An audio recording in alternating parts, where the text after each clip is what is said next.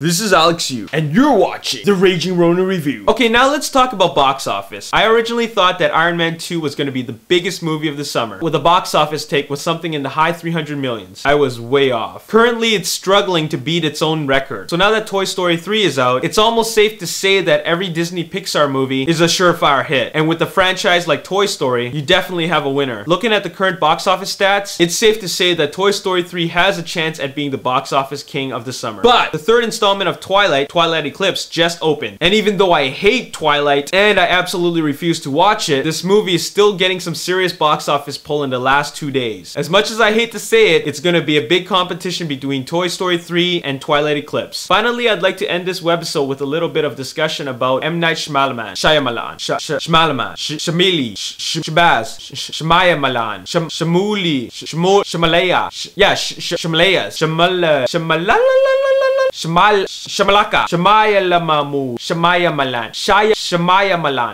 M Night Shyamalan. Yes! I'm gonna start calling him M Night. First of all, I like The Sixth Sense, Unbreakable, and Signs. Sixth Sense, I've probably seen 10 times. Because every time I bring a date home, I always end up watching The Sixth Sense. Because she keeps on getting freaked out, and then I could share a blanket with her. But anyways, I thought it had a brilliant story, and it's also very surprising that a new director like M Night could write, produce, and direct a ghost story that ended up ranking as number 10 in the highest grossing movies of all time in North America, at close to $300 million at the domestic box office. So everybody's anticipating his next movie, and that was Unbreakable. That made much less at $100 million, but I thought it was a very clever take on the superhero genre. And then next we got Signs. I also thought that was a very creative and intelligent take on the extraterrestrial genre, and it's also backed up by star power. Anyways, after that, he made 3 flops. I never ended up watching The Village. I was told not to. In fact, I was told to avoid it like the plague. I was so curious about the movie, I waited till the DVD went in the bargain bin at $5. After I bought it, I never watched it, so I ended up selling it on Craigslist and got my money back. To the studios, it seemed to be a box office success, but to the critics, it was a failure. So then come Ladies in the Water. I ended up watching that. I wish I didn't. I actually paid 10 bucks to get that DVD from the bargain bin. What a big mistake. And then next is The Happening. I like Mark Wahlberg. I think he's a cool actor. I also think he's a cool guy. But this was the stupidest one yet from M Night. Thank God I didn't have to pay to watch that. It was an advanced preview screening. And now The Last Airbender is out. I never followed the comic book series, but I have followed the works of M Night, and it looks like M Night's career is going down. You got 3 good movies and 3 bombs. You have a 50-50 chance of making it. Rotten Tomatoes gave this movie 6%. There are only 2 good reviews and more than 30 rotten ones. And movie sites are saying that if they could give this movie a lower rating than an F, they would give it that rating. The crazy part is that the studio spent $300 million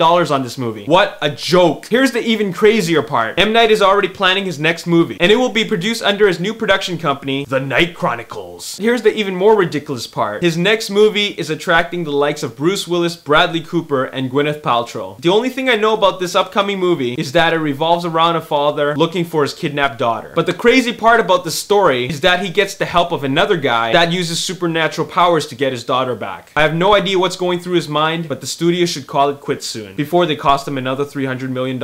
And that's all I have to say for this webisode. Do not watch Twilight Eclipse, and do not watch The Last Airbender. I mean The Last Airbender. This is Alex Yu, and thanks for watching the Raging Ronin review. Peace!